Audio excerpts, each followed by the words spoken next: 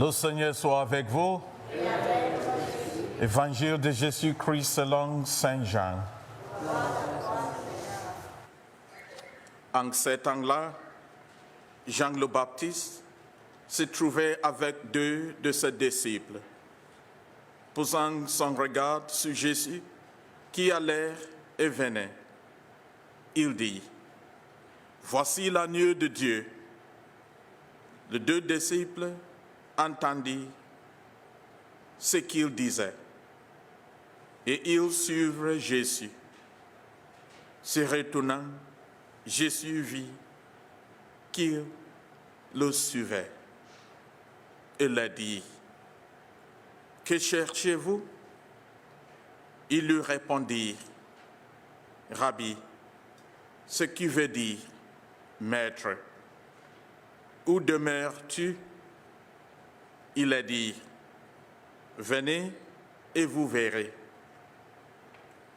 Ils allèrent donc, ils virent où il demeurait. Et ils restaient auprès de lui ce jour-là. C'était vers la 2e heure, environ 4 heures de l'après-midi. André, le frère de Simon-Pierre, était l'un des 2 disciples qui avaient entendu la parole de Jean et qui avaient suivi Jésus.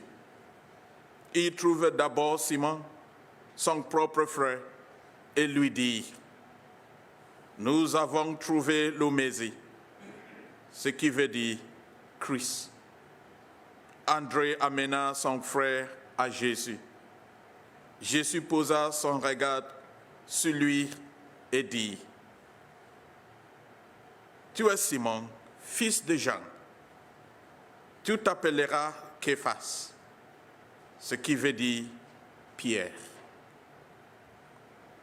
Acclamons la parole de Dieu.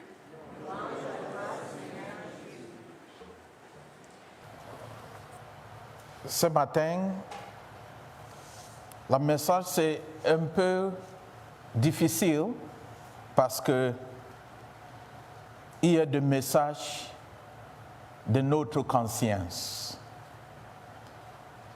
Le thème de mon homélie c'est fouiller la débauche.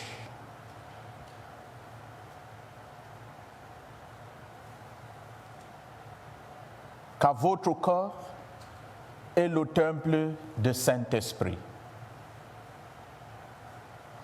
Dans la première lecture, Samuel dormait dans le temple toute la nuit.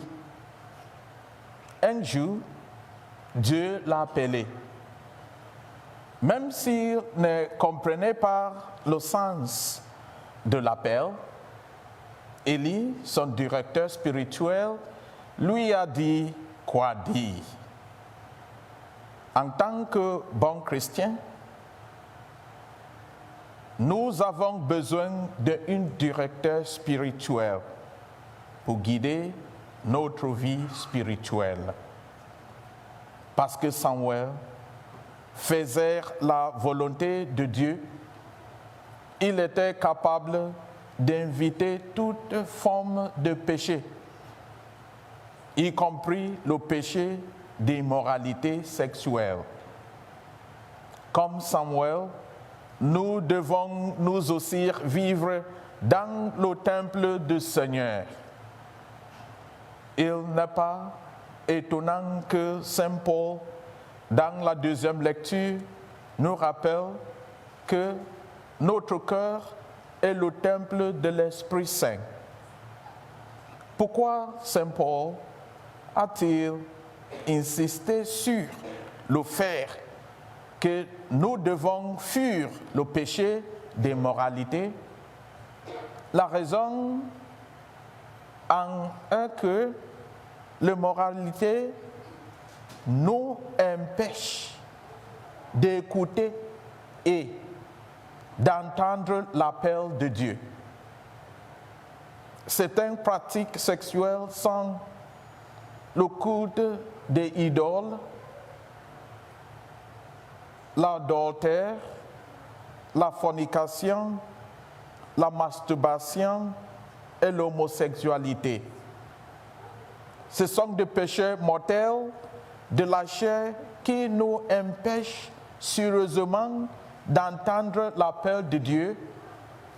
Nous devons vivre dans le Sainte Écriture, écouter le bureau d'enseignement de l'Église et vivre de cette tradition sacrée pour suivre authentiquement le Christ.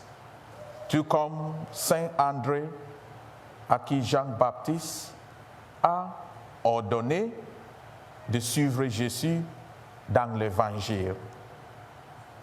Nous devons nécessairement abandonner le péché et consacrer du temps quotidiennement à vivre en compagnie aimante de Jésus, afin qu'il puisse nous faire connaître la volonté divine de notre Père céleste. Ce faisant, rejoignons le psalmiste pour dire: mais voici, Seigneur, je viens pour faire ta volonté. Amen.